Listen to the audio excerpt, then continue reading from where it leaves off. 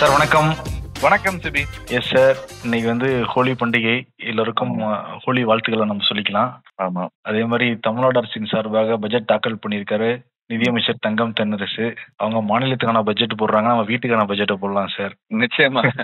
ஏன்னா எல்லோருமே நம்ம பொறுப்போட இருக்கணும். நான் நிறைய தடவை சொல்லியிருக்கேன், நம்ம பட்ஜெட்ல துண்டு விழாத பட்ஜெட் போடுறதுதான் ஐடியலி குட். பட் எல்லா நடுத்தட்டு மக்களாலும் கீழ் நடுத்தட்டு மக்களாலையும் அது முடியாது, சாத்தியம் இல்லாத ஒரு விஷயமா இருக்கு பல காரணங்களால. ஸோ அப்படி பார்க்கும் பொழுது அந்த துண்டு விழுந்துச்சுன்னா அது எதுக்கு விழுகுது, அது அந்த பற்றாக்குறை எதனால வருதுன்னு பார்க்கணும். அந்த பற்றாக்குறை நம்முடைய குடும்ப பட்ஜெட்லயோ அல்லது நாட்டினுடைய பட்ஜெட்லயோ ஒரு சொத்தை உருவாக்குறதுக்கு, ஒரு வீடு வாங்குறதுக்காக நம்ம கடன் வாங்கி இருக்கோம், பணம் பத்தல கையில அப்படின்னா நாளைக்கு அந்த வீடினுடைய மதிப்பு, சொத்தினுடைய மதிப்பு உயரும். அதுல இருந்து நமக்கு ஒரு வருமானம் மாதம் மாதம் வரும். ஸோ நம்ம அந்த கட்டுற வட்டிக்கும் திருப்பி கடன் அடைப்பதற்கும் அது ஈடு செய்து விடும், நமக்கு பிற்காலத்தில் ஒரு சொத்தா இருக்கும். அது மாதிரிதான் நம்ம நாட்டினுடைய பட்ஜெட்டும் எப்படி இருக்கும்னா, நம்ம அந்த பற்றாக்குறை வருவதற்கான முக்கியமான காரணம் நம்ம ஒரு ஸ்திரமான சொத்தை உருவாக்க போகிறோம், இன்ஃப்ராஸ்ட்ரக்சரை கிரியேட் பண்ண போறோம். அதன் மூலமாக எதிர்காலத்தில் நமக்கு மிகப்பெரிய சேமிப்பு இருக்கும், வளர்ச்சி இருக்கும், வருமானம் இருக்கும்னா தவறில்லை. ஆனால் நம்முடைய அன்றாட செலவுகளுக்கு நம்ம குடும்பத்துல கடன் வாங்கணும்னா இன்னைக்கு அதான் நம்ம நாட்டுல பண்ணிட்டு இருக்கோம்.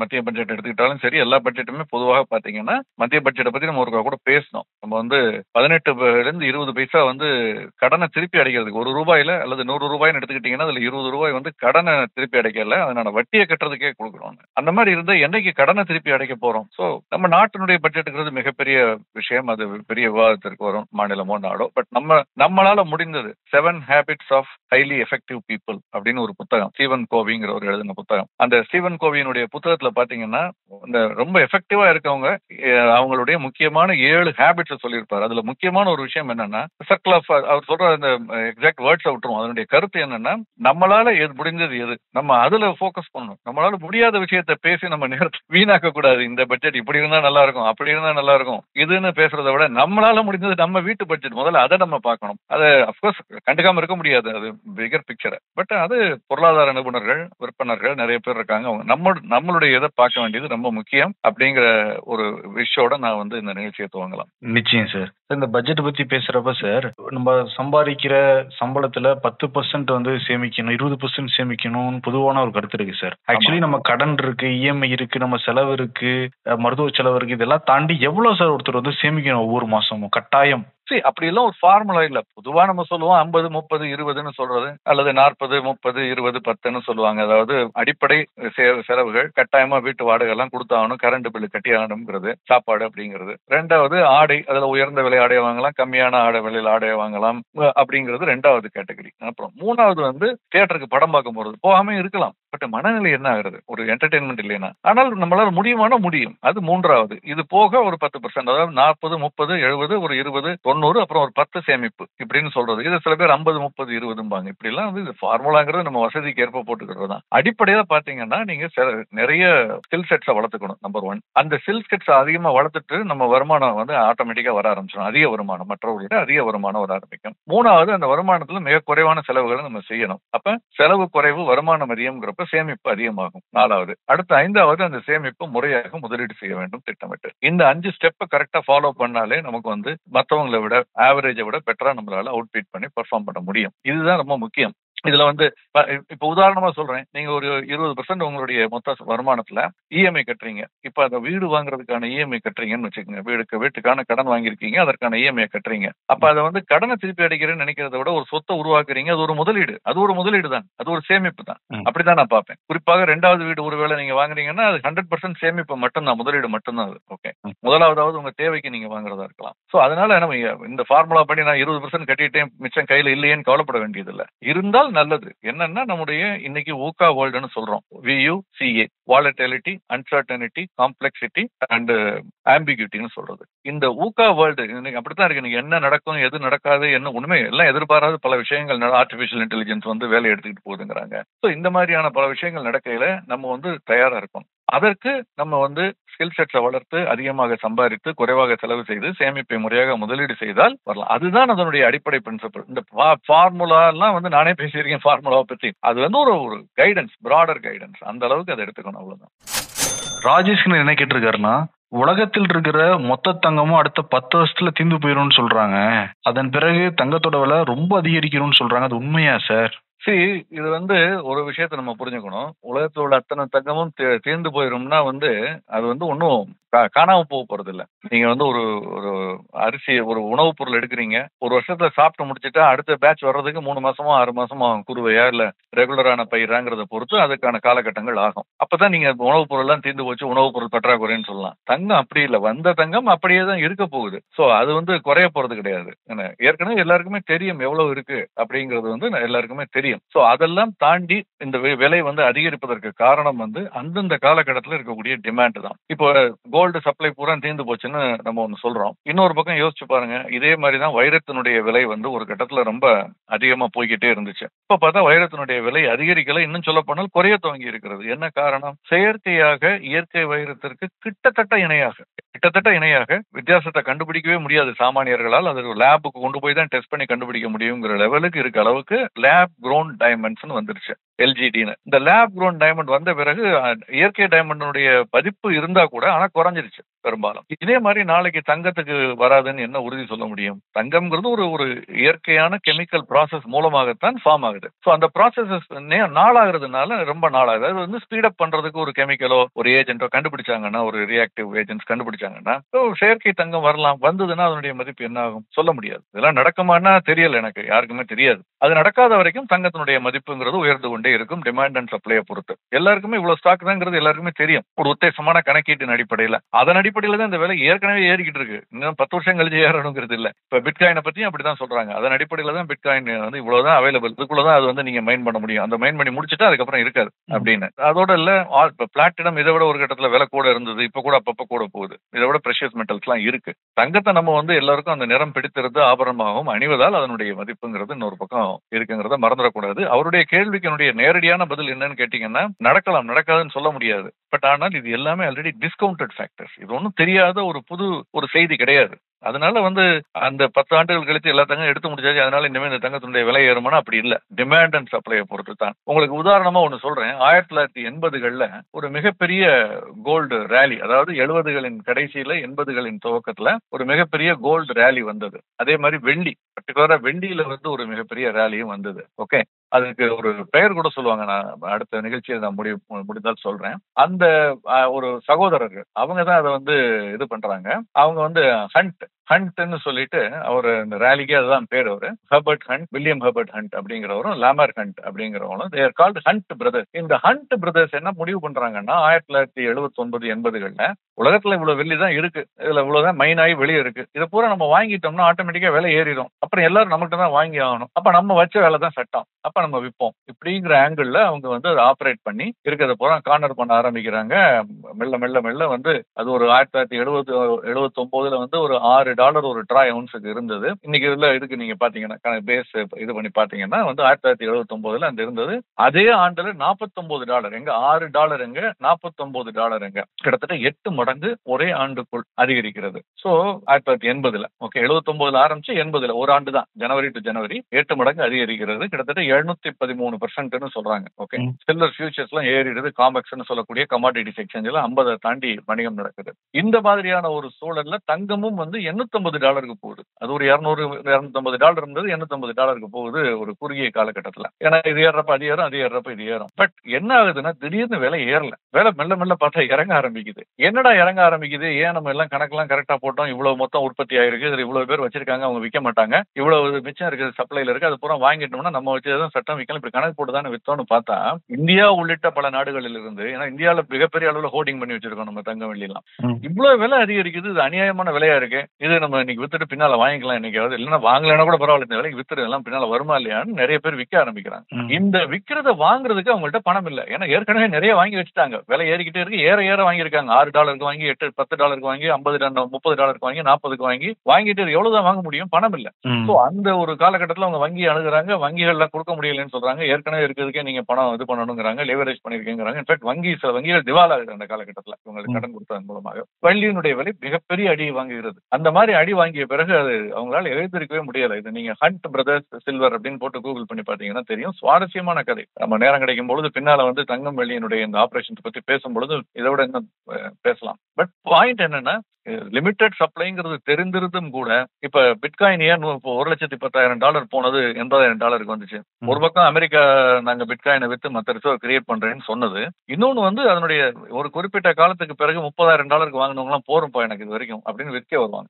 ஒரு 30,000 40,000 போனா விற்க வர மாட்டாங்க, 50,000 போனா விற்க வர மாட்டாங்க. அதே 1,00,000 பொழுது விற்க வருவதற்கான வாய்ப்புகள் அதிகம். சோ அதுதான் தங்கத்திலும் நடக்கும் நான் நினைக்கிறேன். அதனால தன்னைத்தானே சரி செய்து கொள்ளும், சமன் செய்து கொள்ளும்.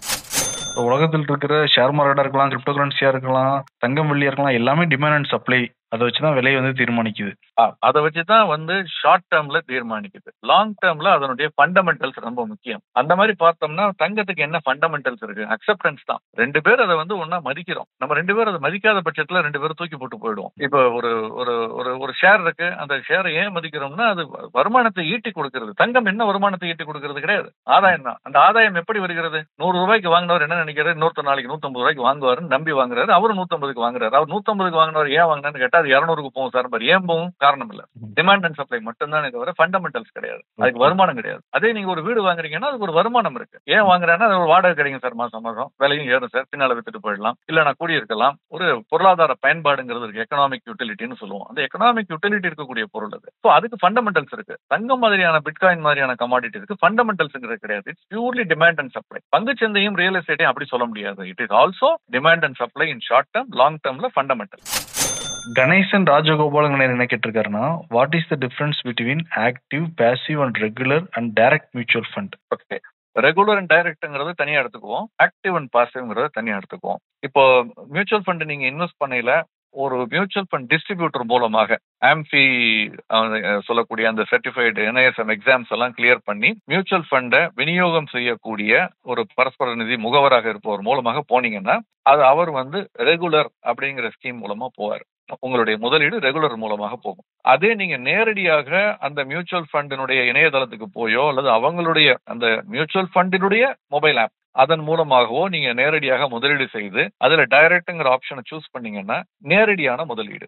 நேரடி அது டைரக்டுக்கும் ரெகுலருக்கும் என்ன வித்தியாசம்னா, மியூச்சுவல் ஃபண்ட் ஏஜென்ட் மூலமா போனா ரெகுலர் ஜெனரலா, டைரக்டா நீங்க அந்த நிறுவனம் போனா டைரக்ட். இது தவிர ஒரு முக்கியமான வித்தியாசம் இருக்கு. நீங்க மியூச்சுவல் ஃபண்ட் முகவர் மூலமாக போகும்பொழுது அந்த மியூச்சுவல் ஃபண்ட் முகவருக்கு ஒரு சிறிய கமிஷன் கிடைக்கும். 0.25%, 0.5%, 3/4%, ஈவன் 1% கூட. அது எந்த ஸ்கீம்ங்கிறத பொறுத்து. கடன் பத்திரங்கள் சார்ந்ததா இருந்தா ரொம்ப குறைவா இருக்கும், பங்குச்சந்தை சார்ந்ததா இருந்தா அதிகமா இருக்கும். அதுல ஸ்மால் கேப்னா இன்னும் அதிகமான கமிஷன் கொடுப்பாங்க, 1.5% கூட சில சமயங்கள் இன்சென்டிவ் எல்லாம் சேர்த்து கொடுப்பாங்க. அந்த கமிஷனை கொடுத்தது போக மிச்சம் இருக்கக்கூடிய அமௌண்ட்டுக்கு தான் உங்களுக்கு யூனிட்டுகள் வழங்கப்படும். அதனால வந்து இப்ப நீங்க $100 எங்க அவர்கள் மூலம் முதலீடு செய்றீங்கன்னா அந்த 1% போது $99 தான் உங்களுக்கு வந்து யூனிட்டுகள் கிடைக்கும். அந்த யூனிட்டுடைய மதிப்பே அந்த மாதிரி தான் இருக்கும் ரிவைஸ் பண்ணி. இதே நேரடியாக போட்டா $100 உங்களுக்கு யூனிட்டுகள் கிடைக்கும். அதனுடைய மதிப்பு கூட இருக்கும், யூனிட்டுடைய மதிப்பு கூட இருக்கும். நீங்க முகவர் மூலமா போற யூனிட்டுடைய மதிப்பு குறைவாக இருக்கும். பொதுவாக அந்த NAV நிகர சொத்து மதிப்புன்னு சொல்றது. சோ இதுதான் ரொம்ப முக்கியமான வித்தியாசம். இப்ப இது எதை நீங்க சூஸ் பண்ணலாம்? நீங்க முழு நேர முதலீட்டாளர், நீங்க ஒரு சார்ட்டர்ட் அக்கௌண்டன்ட் அல்லது காஸ்ட் அக்கௌண்டன்ட் அல்லது பட்டய கணக்காளரோ கம்பெனி செக்ரட்டரியாவோ இருந்து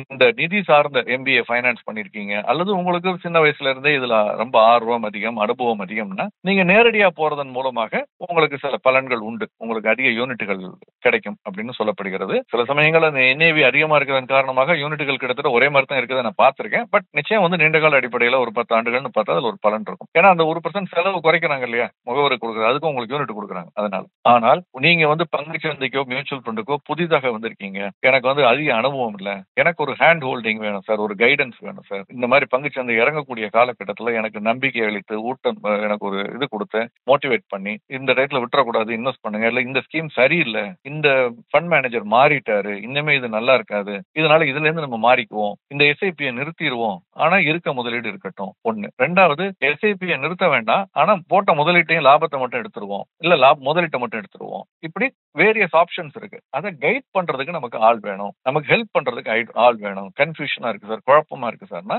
ஒரு மியூச்சுவல் ஃபண்ட் டிஸ்ட்ரிபியூட்டர் மூலமா போறது நல்லது. அந்த 0.5%, 3/4%, பார்க்காமல், ஏன்னா அது அவருக்கு கொடுக்கக்கூடிய ஒரு கட்டணமாக நம்ம கருதி கொண்டு, அவர் நம்முடைய ஆலோசனைக்கு கொடுக்கறதா கருதி கொண்டு நம்ம அது மாதிரி போறதா நல்லது. சோ நமக்கு ஆலோசனை வேணும், கைடன்ஸ் வேணும், ஹேண்ட் ஹோல்டிங் வேணும்னா முகவர் மூலமா போங்க. இல்லைன்னா நேரடியாக நீங்களே கெட்டிக்காரர், விற்பனர், ரொம்ப அனுபவம் இருக்கு, தைரியமா நான் பண்ணுவேன்னா நேரடியா போங்க. But my suggestion is that இது வந்து எல்லாருக்கும் ஒரே மாதிரியா நான் கைடன்ஸ் கொடுக்க முடியாது. அந்தந்த ஆட்களுடைய அனுபவத்தையும் நேரம் இன்மை அல்லது நேரம் இருக்கிறத பொறுத்து தான் இந்த முடிவை நீங்க எடுக்கணும். இது ரெகுலர் வெர்சஸ் டைரக்ட். இப்ப அவர் இன்னொரு கேள்வி கேட்டிருந்தாரு சிவி, active and passive investment. Active இன்வெஸ்ட்மெண்ட்ங்கிறது நம்ம மியூச்சுவல் ஃபண்ட் போடக்கூடிய பணத்தை அந்த ஃபண்ட் மேனேஜர் வந்து ஆக்டிவா இன்வெஸ்ட் பண்ணுவாரு. பாசிவ்ல வந்து பாசிவா இன்வெஸ்ட் பண்ணுவாரு. என்ன ஆக்டிவ் பாசிவ் குழப்பமா இருக்கா? ஒண்ணுமே இல்ல. இப்ப நம்ம ஒரு வீடு கட்டி வாடகைக்கு விடுறோம், அதுல இருந்து வரக்கூடிய வருமானம்ங்கிறது பாசிவ் இன்கம்னு சொல்றது. ஏன்னா வீடு வாங்கி வாடகைக்கு விட்டதோட நம்ம உழைப்பு முடிஞ்சிருச்சு. அதுக்கப்புறம் நம்ம செங்கல் எடுத்து வச்சு சிமெண்ட் பூசி கட்டடம் கட்டி ஓடு போட்டுக்கிட்டு இருக்க போறது இல்ல. ஆட்டோமேட்டிக்கா நமக்கு மாதம் வருமானம் தானா வந்துகிட்டு இருக்கு. This is called passive income. ஒரு பேங்க்ல பிக்ஸட் டெபாசிட் போடுறோம், 1 கோடியோ 1 லட்சமோ 10 லட்சமோ போட்டுட்டு மாதம் வருமானம் வந்துகிட்டு இருக்கு ஆட்டோமேட்டிக்கா. It's passive income. ஆனால் நீங்க சம்பளம் வேலைக்கு போனா தான் சம்பளம் கிடைக்கும். It is active income. நீங்க உழைச்சா தான் உங்களுக்கு சம்பளம். அதுதான் ஆக்டிவ் இன்கம். இது மாதிரி மியூச்சுவல் ஃபண்டை பொறுத்த வரைக்கும் ஆக்டிவ் ஃபண்ட்ஸ்ங்கிறதுல வந்து ஃபண்ட் மேனேஜர் ஆக்டிவா அவருடைய ஐடியாஸை ஜெனரேட் பண்ணி அதை வந்து டெஸ்ட் பண்ணி அப்புறம் அதுக்கான ஆராய்ச்சிகளை செய்து அதை ப்ரூஃப் எல்லாம் கிடைச்சிருக்க பிறகு அந்த மாதிரியான பங்குகள்ல முதலீடு செய்வாரு. அது நல்லா இல்லைன்னா உடனே வெளியே வந்துருவாரு. முழுதும் வெளியே வருவாரு, சிலதுல பார்ஷியலா வெளியே வருவாரு, சிலதுல லாபத்தை பதிவு செய்துட்டு முதல்ல வச்சுக்குவாரு. இப்படி எல்லாம் ஆக்டிவா மேனேஜ் பண்ணிக்கிட்டே இருப்பார். அவர் எதுல வேணாலும் போடலாம், எதுல வேணாலும் எடுக்கலாம், அந்த ஃபண்டினுடைய மேண்டேட்டை பொறுத்து. ஸ்மால் கேப்னா ஸ்மால் கேப்ல எதுல வேணாலும் போடுவார், லார்ஜ் கேப்னா லார்ஜ் கேப். ஆனால் பாசிவ்ங்கிறது என்னன்னா ஏதோ ஒரு இண்டெக்ஸ் குறியீட்டின் அடிப்படையில இருக்குது. அந்த குறியீடு ஏறினா இதுவும் ஏறும், அந்த குறியீடு இறங்குனா இதுவும் இறங்கும். உதாரணமா ஒரு தங்கத்தின் அடிப்படையில ஒரு மியூச்சுவல் ஃபண்டோ ETF இருக்குன்னு வச்சுக்கோங்க, எக்ஸ்சேஞ்ச் ட்ரேடட் ஃபண்டுன்னு சொல்லுவோம். பங்கு சந்தையில் வணிகமாகக்கூடிய பரஸ்பர நீதி திட்டம், அது மாதிரி இருக்குன்னு வச்சுக்கோங்க. தங்கத்தினுடைய நம்ம கொடுக்குற பணத்தை பூரா தங்கத்துல தான் முதலீடு செய்வாங்க. அதற்கு இணையாக நமக்கு யூனிட்டுகள் வழங்கிடுவாங்க. இப்ப தங்கத்தினுடைய விலை உயர்ந்தால் நம்ம யூனிட்டினுடைய NAV நிகர சொத்து மதிப்பு கூடும். தங்கத்தினுடைய விலை குறைந்தால் நம்முடைய சொத்து மதிப்பு குறையும். இதுல ஃபண்ட் மேனேஜருக்கு வேலையே கிடையாது. நம்ம பணத்தை கொடுத்தோம்னா ஒரு தங்கத்தை வாங்கி போட்டுருவாரு. அது ஒரு நாள் லேக் இருக்கலாம். அதனாலதான் அந்த ட்ராக்கிங் எரர்னு சொல்லுவாங்க. ஒரு சின்னதா 1/2% 3/4% சில ஃபண்ட்ஸ் வரும். அதை நம்ம பாத்துக்கணும். பட் பொதுவாக பாத்தீங்கன்னா வந்து அவர் வந்து இதற்காக எந்த விதமான அலசி ஆராய்ச்சி தீவிர இன்னைக்கு வேண்டாம் தங்கத்தினுடைய விலை கூடிருச்சு நாளானிக்கு வாங்கி அப்படிலாம் கிடையாது. பணம் வந்தா தங்கத்தை வாங்கிடுவார். தங்க விலை ஏறினா நமக்கு ஏறும், தங்கம் இறங்குனா இறங்கும். இதே மாதிரி வெள்ளி அடிப்படையில் சில்வர் ETF இருக்கு. இன்னைக்கு அதெல்லாம் 95 ரூபாயிலிருந்து 100 ரூபாய் வரைக்கும் வணிகமாகிறது. ஸோ வெள்ளியினுடைய விலை ஏறினா அது ஏறும், இறங்குனா இறங்கும். மூன்றாவது பாத்தீங்கன்னா வந்து நிப்டி இண்டெக்ஸ் அடிப்படையில் அல்லது சென்செக்ஸ் இண்டெக்ஸ் அடிப்படையில் மியூச்சுவல் ஃபண்ட்ஸ் இருக்கு. நம்ம கொடுக்கக்கூடிய பணத்தை நிப்டி இண்டெக்ஸ்ல அந்த 50 பங்குகள் என்ன சதவீதத்துல வெயிட்டேஜ்ல இருக்கோ அதே வெயிட்டேஜ்ல இன்வெஸ்ட் பண்ணுவாங்க, அதே ரேஷியோல இன்வெஸ்ட் பண்ணுவாங்க. எல்லாரும் நினைக்கிறாங்க 50 பங்கு இருக்குன்னா 50 பங்குக்கும் ஒரு ரூபான்னு. அப்படி கிடையாது. சில பங்குக்கு அதிகமான வெயிட்டேஜ் இருக்கும், சில பங்குக்கு குறைவான வெயிட்டேஜ் இருக்கும், முக்கியத்துவம் இருக்கும். அதற்கு தக்க முதலீடு செய்வார்கள். நிப்டி ஏர்னா நம்ம மியூச்சுவல் ஃபண்ட் யூனிட்டுடைய NAV கூடும், நிப்டி குறைஞ்சா நம்மளோடது குறையும். ஸோ இதுதான் இதுலயும் ட்ராக்கிங் எரர்னு சின்னதா ஒரு 0.5% 3/4% வரலாம் ஃபண்டை பொறுத்து. பட் இதுலயும் இந்த ஃபண்ட் மேனேஜருக்கு வந்து ரொம்ப மூளையை செலவு பண்ண வேண்டியதுல அதிக உழைப்பு தேவையில்லை. நம்ம பணத்தை கொடுத்தோன்னே எவ்வளவு கொடுத்துருக்காரு, 5000 ரூபாயா, ரைட்பா இந்த பங்குகள்ல வந்து 50 பங்குகள்ல பிரித்து அதே சதவீத கணக்குல முதலீடு செய்தாரு. 50,000 கொடுத்துருக்காரா, அதே மாதிரி முதலீடு பண்ணிடு. 5 லட்சம் கொடுத்துருக்காரா, அதே மாதிரி முதலீடு செய்தாரு. அப்படியே முதலீடு செய்வார்கள். ஏறினா ஏறும், இறங்கினா இறங்கும். இதுதான் பாசிவ். வீடு எப்படி கட்டி வாடகை கூட்டுவோமோ அந்த மாதிரி இந்த நிப்டியில போட்டுட்டு சும்மா இருப்பாரு. ஸோ இதுதான் இதுல வந்து ஏன் பாசிவ் ஃபண்டுக்கு சில பேர் போறாங்கன்னா, ஆக்டிவ் ஃபண்ட்ல வந்து அந்த அந்த ஃபண்ட் மேனேஜர் ஒருவேளை தில்லுமுள்ளு பண்றாரா, அல்லது எனக்கு அவருடைய திறமை இவங்களுடைய திறமையில நம்பிக்கை இல்லை, எனக்கு எளிமையான ஒரு முதலீடு வேணும் சார். இந்தியா நல்ல பொருளாதாரம் அடுத்த 10 ஆண்டுகள் நல்லா இருக்க போகுது, வலுவானதாக இருக்கும் 10-15 ஆண்டுகள். அதனுடைய வளர்ச்சி பூரா அந்த டாப் 50 கம்பெனிஸ்ல பிரதிபலிக்கும் அல்லது டாப் 30 கம்பெனிஸ்ல பிரதிபலிக்கும். அதுல ஒரு கம்பெனி வந்து சில பிரச்சனை வந்தா கூட சத்தியம் மாதிரியாவோ இல்ல இண்டஸ்இண்ட் பேங்க் மாதிரி, சத்தியத்தோடு இண்டஸ்இண்ட் பேங்க் ஒப்பிட முடியாது. இன்ஃபேக்ட் ஒரு வாசகர் கரெக்டா குறிப்பிட்டிருக்காரு, நான் பார்த்தேன், அது கரெக்ட் தான். பட் இருந்தாலும் ஒரு உதாரணத்துக்கு சொல்றேன், அந்த மாதிரியான பிரச்சனை உள்ள ஒரு கம்பெனி ஒன்னு இருந்தா கூட பாக்கி 49 நிறுவனங்கள் நல்லா இருக்கும். அப்படி இருக்கும் பொழுது நமக்கு வந்து சிம்பிள் சார், எனக்கு எளிமை சார். நிப்டி நான் டெய்லி பாக்குறேன், நிப்டி ஏறினா என்னோட ஏறும், நிப்டி இறங்கினா என்னோட இறங்கும். 10 வருஷத்துல நிப்டி நிச்சயம் நல்லா இருக்க போகுது, நான் அதுல போட்டு போறேன் அப்படின்னா அது ஒரு பாசிவ் ஃபண்ட். ஸோ பாசிவ் ஃபண்டுங்கிறது அதுதான். ஆக்டிவ் ஃபண்டுங்கிறது ஆக்டிவா மேனேஜ் பண்றது. பாசிவ் ஃபண்டுங்கிறது ஏதோ ஏற்கனவே டிசைன்டு ப்ராடக்ட்ல இன்வெஸ்ட் பண்றது. கோல்டா இருக்கலாம், சில்வரா இருக்கலாம், நிப்டி ஃபண்டா இருக்கலாம், இண்டெக்ஸ். இதே மாதிரி நிப்டி 500 ஃபண்ட் எல்லாம் இருக்குது. நிப்டி பிராடர் 500 பங்குகளை உள்ளடக்கிய ஒரு குறியீடு. அந்த குறியீட்டின் அடிப்படையில் முதலீடு செய்வார்கள். அது ஏறினா ஏறும், இது இறங்கினா ஏறும். இதுதான். ஸோ நமக்கு எது தேவைன்னா, என்ன பொறுத்த வரைக்கும் நான் சொல்லுவேன், காம்பினேஷனா வச்சுக்கோங்க. ஒரு பகுதி பாசிவ் ஒரு இன்வெஸ்ட்மெண்ட் வச்சுங்க, ஒரு பகுதி ஆக்டிவ் வச்சுங்க. ஏன்னா பாசிவ் வந்து அந்த இண்டெக்ஸ் என்ன ரிட்டர்ன் கொடுக்குதோ அதுதான் கொடுக்கும், அதுக்கு மேல பெரிய அளவுல கொடுக்கறதுக்கு வாய்ப்பு இல்லை. பட் இந்த ஆக்டிவ்ல வந்து சில சமயங்கள்ல கூடவும் கொடுக்கும், நெகட்டிவாவும் இருக்கும். So longer period of time கொஞ்சம் அதிக வருமானம் வேணும், நான் ரிஸ்க் எடுக்க தயாருங்கிறவங்க ஆக்டிவ்லி மேனேஜ்டு ஃபண்டுக்கு போறது நல்லது. எனக்கு அவ்வளவு ரிஸ்க் எல்லாம் வேணாம் சார், கொஞ்சம் மாடரேட்டா ரிஸ்க் இருந்தா போறோம், ட்ராக் பண்றது எளிமையான ஒரு ப்ராடக்ட் வேணும்னா இந்த மாதிரி பாசிவ் ஃபண்ட்ல போறது பெட்டர். அமெரிக்கா முழுவதும் வந்து யார் என்ன ஃபேமஸ்னு பாத்தீங்கன்னா பாசிவ் ஃபண்ட்ஸ் தான். அங்க அமெரிக்கர்கள் பெரும்பாலும் ப்ரிஃபர் பண்றது, மண்டே உடச்சுக்க விரும்பலப்பா, பாசிவ் ஃபண்ட்ல போட்டுட்டு நிம்மதியா இருப்போம், மாசம் மாசம் ஒரு தொகை போட்டுறேன் அப்படின்னு இருப்பாங்க. சோ இதுதான் சரியான ஒரு மெத்தட் நம்ம யாருக்கும் சொல்ல முடியாது. அவரவர்கள் தேவையை பொறுத்து கலந்து ஆலோசித்து நீங்க முடிவெடுத்து. இந்தியா பொறுத்த வரைக்கும் சார் ஆக்டிவ்ல நிறைய பேர் இருக்காங்களா, பாசிவ்ல நிறைய பேர் இருக்காங்களா? இல்ல, பை அண்ட் லார்ஜ் ஆக்டிவ்ல தான். ஆக்டிவ் ஸ்கீம்ஸ் நிறைய இருக்கு இல்லையா? பாசிவ்ல இந்த நிப்டி, சென்செக்ஸ் 500 இந்த மாதிரி வெறும் சில ஸ்கீம்ஸ் தான் இருக்கு. ஸோ அதனால பாசிவ்ல தான் நிறைய இருக்கும். என்கிட்ட டேட்டா தரவுகள் இல்லை, அதனால நான் அதை கமிட் பண்ண விரும்பல. Okay sir. அந்த மியூச்சுவல் ஃபண்ட்ல மாசம் மாசம் போடுறதா பெட்டரா சார், இல்லை ஒரே டைம்ல போடுறது பெட்டராங்களா சார்? பொதுவாக மியூச்சுவல் ஃபண்ட்ல மாதம் போடுறது தான் பெட்டர், அல்லது வாரமோ உங்களுடைய ஃபண்ட் ஃப்ளோ, கேஷ் ஃப்ளோவை பொறுத்து. மாதம் எனக்கு வாடகை வருது சார் அல்லது சம்பளம் வருது சார், அதுல இருந்து போடுறேன்னா நீங்க இந்த மாதிரி மாதத்திற்கு ஒரு முறை போடுறது ஒரு டிசிப்ளின்ட் அப்ரோச்சா இருக்கும். ஜட்ஜ்மெண்டெல்லாம் இல்லாமல் டிசிப்ளின்டா இருக்கும். நம்ம அது முக்கியம். லம்சமும் போடலாம், தப்பு இல்லை, எப்ப போடலாம். இப்போ உதாரணமா நான் என்னுடைய தனிப்பட்ட கருத்தை சொல்றேன். எல்லாருமே அவங்கவுங்க முதலீட்டு ஆலோசகர்களை கலந்து ஆலோசித்து முடிவெடுத்துங்க. உதாரணமா நிப்டி 50 இண்டெக்ஸ் ஃபண்ட் இருக்கு. தொடர்ந்து நீங்க ஒரு 4-5 ஆண்டுகளா எஸ்ஐபி போட்டுக்கிட்டு இருக்கீங்க, அல்லது போன வருஷம் ஆரம்பிச்சிட்டீங்க சார். எல்லாரும் மார்க்கெட் பீக்ல இருக்கீங்க, 1 இயரா இறங்கிட்டே இருக்குது. இப்ப என்ன பண்ணலாம்? இந்த டயத்துல நான் என்னுடைய இருக்கிறது, நான் நார்மலா மாசம் 5,000 போட்டுக்கிட்டு வரேன். 10 மாசமா 12 மாசமா 60,000 போட்டேன். இப்போ கொஞ்சம் அதிகமா ஒரு ஒன் டைம் லம்சமா, ஏன்னா இண்டெக்ஸ் 15% இறங்கி இருக்கு. இந்த டயத்துல நான் ஒரு 10%, 10,000, 20,000, 30,000 கொஞ்சம் கூடுதலாக ஒரு லம்சம் இன்வெஸ்ட்மெண்ட் பண்றது தவறு இல்லைன்னு நான் தனிப்பட்ட முறையில என்ன பொறுத்த வரைக்கும் நான் நினைப்பேன். எனக்கு எல்லாருக்கும் அது இதுதான் பாட்டமா, இதுக்கு இறங்காதா? இறங்கலாம். அப்ப இன்னும் கொஞ்சம் லம்சமா இன்வெஸ்ட் பண்றதுக்கு என்கிட்ட பணம் இருக்கு. அதனால நான் அதை பிரித்து முதலீடு செய்வேன். லம்சம்ல கூட பிரித்து முதலீடு செய்வேன். 1 லட்சம் ரூபாய் இருக்குன்னா இப்போ 30,000, ஒரு 2 மாசம், ஒரு மாசம் கழிச்சு இன்னொரு 30,000, அடுத்த மாசம் 30,000 அப்படி போடுவேன். அந்த எஸ்ஐபி கூட கன்னியூ ஆயிட்டு இருக்கும். 5,000 போடுறது. ஸோ லம்சம் போடுறது தப்பு இல்ல. எப்ப போடணும்னா ஓரளவுக்கு சந்தை இறங்கி இருக்கு. ஏன்னா பாட்டம் யாருக்கும் தெரியாது. சார் இதுதான் பாட்டமா, எப்படி கண்டுபிடிக்கிறது? நான் போட்டுட்டு இறங்கலாம். பட் ஓரளவுக்கு நமக்கு தெரியும்ல. 26,000 போனது இன்னைக்கு 22,000 கிட்ட வந்திருக்குது. இன்னொரு 10,000 18,000 போகுமா, 19,000 போகுமா? சோ நான் உடனே பயந்துடாதீங்க, உதாரணத்துக்கு சொல்றேன். சோ அப்போ நான் போடுறதுக்கு இன்னொரு 30,000 2 ரூபா வச்சிருக்கேன். 21 வந்தாலும் சரி, 20,000 வந்தாலும் சரி போட போறேன் அப்படிங்கிற தைரியம் இருக்கவங்க அந்த லம்சம் அமௌண்ட்டை பிரித்து போடலாம், தப்பு இல்லை. ஓகேங்க சார், தேங்க்யூ சார். முரளிதரன் என்ன கேட்டிருக்காருன்னா, இப்போ ஒரு நியூஸ் நான் ரீசெண்டா பார்த்தேன். IT department social media emails எல்லாம் கூட செக் பண்ணிருக்கிறதா சொல்றாங்க. பர்சனல் இமெயில்ஸ் எல்லாம் செக் பண்றதுக்கான பர்மிஷன் உங்களுக்கு எப்படி கிடைச்சது? ஏன் செக் பண்றாங்க? இந்த செய்தி உண்மையா? இல்ல, எனக்கு ஐடி டிபார்ட்மெண்ட் பத்தி தெரியல. பட் செபியை பொறுத்த வரைக்கும் அண்ட் பெரும்பாலான அரசு துறைகளுக்கு சில அனுமதிகள் இருக்கு. அதாவது கால் ரெக்கார்ட்ஸை செக் பண்றதுக்கான அனுமதி இருக்கு. நான் ஒருத்தருக்கு இப்போ உதாரணமா சர்க்குலர் ட்ரேடிங்னு சொல்லுவோம். பங்கு சந்தையில ஒண்ணுமே இல்லாத ஒரு பங்கை நம்ம 3 பேர் பேசி வச்சுக்கிட்டு, நான் 2 ரூபா பங்கை 2.5 ரூபாய்க்கு 1 லட்சம் பங்குகளை விற்பேன். வெங்கடேஷ் வாங்குவாரு. அன்னைக்கே வெங்கடேஷ் உங்கள்ட்ட 2.75க்கு விற்பாரு. நீங்க திரும்ப எங்கிட்ட 3 ரூபாய்க்கு வித்துருவீங்க அன்னைக்கே, இல்ல மறுநாளோ. இப்படியே பண்ணிக்கிட்டு இருப்போம். சோ இது சர்க்குலர் ட்ரேடிங்னு தெரிய வருது. இதுக்கு பேரு சர்க்குலர் ட்ரேடிங். ஒரே 3 பேரே 4 பேரோ 5 பேரோ மாத்தி வாங்கி திடீர்னு 10 ரூபாய்க்கு போய் நிக்கும். இதுல விட்டில் பூச்சி மாதிரி பல பேர் என்ன பண்ணுவாங்க, ஏப்பா 2 ரூபாய்க்கு இருந்த பங்கு 10 ரூபாய் ஆயிடுச்சு, போன வாரம் 100 ரூபாய் போகணும்னு பேசிக்கிறாங்க டிவில அப்படின்னு விழுவான். அப்ப என்ன பண்றது? 10, 12, 14 ஏத்திட்டு போய் அவங்க தலையில கட்டிட்டு நம்ம 3 பேர் வெளியே வந்துருவோம். இதுக்கு பேரு சர்க்குலர் ட்ரேடிங். இப்ப இதை எப்படி ப்ரூவ் பண்றது?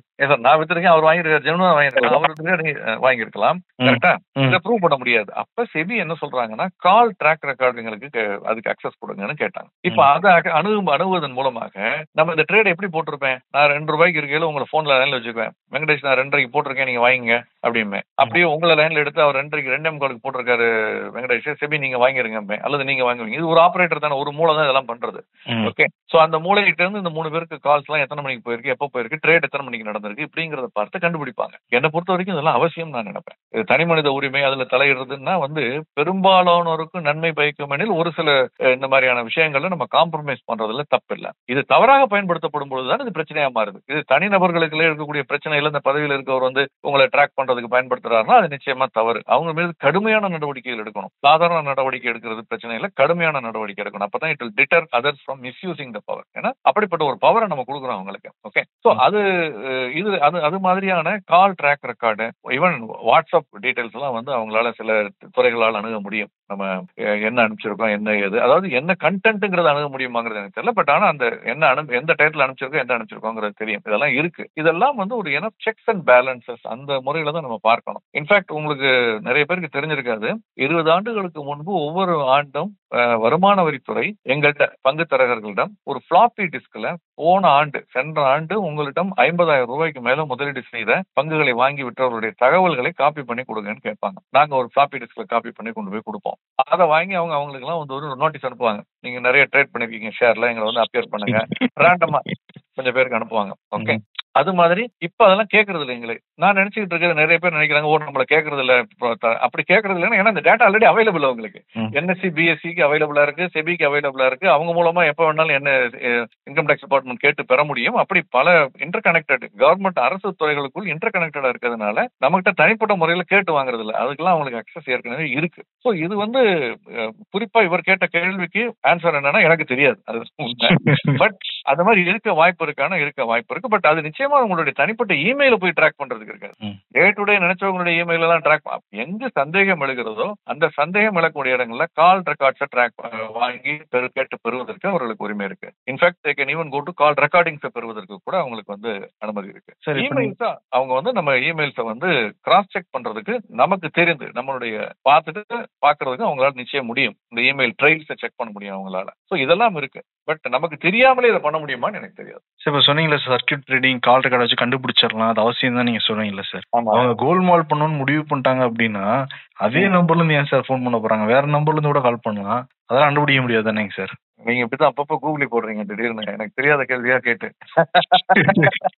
பதில் தெரியும். இல்ல நான் ஜோக்ஸ் அப்பார்ட் உண்மைதான். அதாவது ஃப்ராட் பண்றதுன்னு முடிவு பண்ணிட்டு அவங்க எப்படி வேணாலும் பண்ணுவாங்க. அதனாலதான் அவங்க எவால்வ் ஆக ரெகுலேட்டரும் எவால்வ் ஆகணும்னு நாங்க சொல்றோம். ஏன்னா அதனாலதான் ரெகுலேட்டர்ஸுக்கு நாங்க திரும்ப நான் சொல்றது நான் ஒரு மாதிரி பரிந்துரைத்து இருக்கிறேன். நீங்க அந்த டாம் ஹேங்ஸோட ஒரு படம் வரும்ல, செக்ல ஃபோர்ஜரி பண்ணுவாரு. கடைசியில அரசு துறை என்ன பண்ணும்னா அவரையே உதவி பண்ண எடுத்துக்கும். எப்படி இந்த ஃப்ராட் எல்லாம் பண்றாங்கன்னு கண்டுபிடிக்கிறது. படத்தினுடைய பெயர் எனக்கு மறந்து, படத்தோட பேர் ஃபேமஸான படம் சார், ரொம்ப பாப்புலரான படம். அந்த மாதிரி catch me if you can நினைக்கிறேன். Correct, catch me if you can. அது மாதிரி என்ன சொல்றேன், செபியில வந்து வேலைக்கு போறவங்க அவங்கள ஒரு ஓராண்டு செபி மானிட்டர் பண்ணக்கூடிய இன்டர்மீடியட் ஆபீஸ்ல முதல்ல வேலைக்கே போக சொல்லுங்க.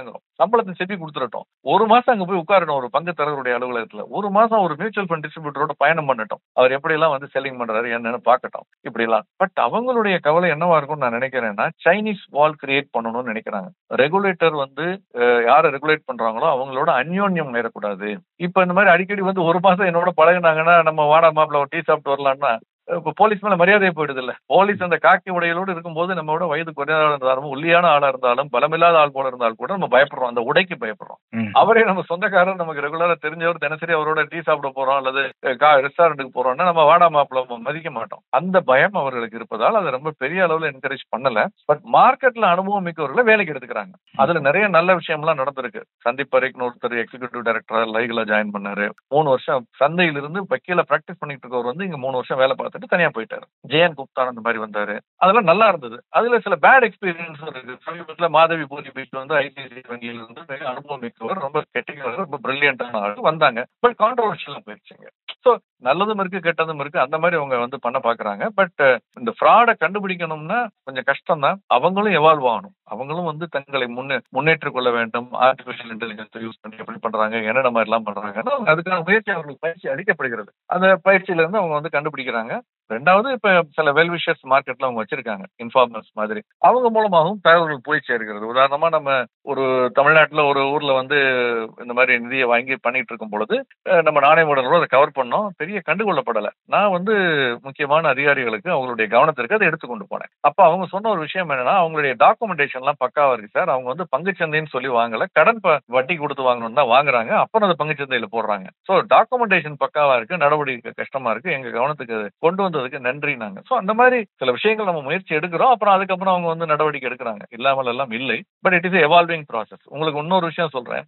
ரெமினிசென்சஸ் ஆஃப் ஸ்டாக் ஆபரேட்டர் அப்படின்னு ஒரு புத்தகம். இது வந்து 100 ஆண்டுகளுக்கு, கிட்டத்தட்ட 100 ஆண்டுகளுக்கு முன்பு அமெரிக்க பங்கு சந்தையில எப்படி மார்க்கெட் ஆபரேட் பண்ணாங்க ஸ்டாக் புரோக்கர்ஸ், என்ன மாதிரியான தில்லுமுல்லுகளை செய்தார்கள், அதை எப்படி கண்டுபிடிக்க வந்து SEC சொல்லக்கூடிய செக்யூரிட்டிஸ் எக்ஸ்சேஞ்ச் கமிஷன் மாதிரி அங்க இருக்கக்கூடிய அந்த ஸ்டாக் எக்ஸ்சேஞ்ச் ரெகுலேட்டர்ஸ் வந்து எப்படி கஷ்டப்பட்டாங்க, அதை எப்படி சால்வ் பண்ணாங்க, என்ன பிரச்சனைகளாம் எழுந்தது அப்படிங்கறது எழுதியிருக்காங்க. சோ 100 ஆண்டுகளுக்கு முன்பே ஒரு ஆர்கனைஸ்டு மார்க்கெட்ல தில்லுமுல்லுகள் நிறைய நடந்திருக்கு. எவால்வ் ஆகிட்டானே. கம்ப்யூட்டர் கிடையாது, ஃப்ளோர் ட்ரேடிங்னு சொல்லுவோம் அல்லது ரிங் ட்ரேடிங்னு சொல்லுவோம். எல்லாரும் பிசிக்கலா ஒரு இடத்துக்கு வந்து 100 பேர் 200 பேர் 500 பேர் கூடி கத்தி வியாபாரம் பண்றது. கிட்டத்தட்ட நம்ம காய்கறி மார்க்கெட் அந்த மாதிரி தான். அது மாதிரி பண்றது. அதுலயே ஃப்ராட் நடந்திருக்கு. அந்த மாதிரி தொடர்ந்து கம்ப்யூட்டர் பண்ணும் பொழுது ஃப்ராடுங்கிறது மாடர்ன் ஆகும். அப்ப ரெகுலேட்டரும் தங்களை மாற்றிக்கொள்ள வேண்டும். வேறு நம்பர்ல இருந்து கூப்பிட்டா அவங்க ஒரு பேட்டர்ன் இருக்கும். நீங்க ஒண்ணு சொல்றேன் கேளுங்க. நம்ம ஷெர்லாக் ஹோம்ஸ் படிச்சிருந்தீங்கன்னா தெரிஞ்சிருக்கும் உங்களுக்கு.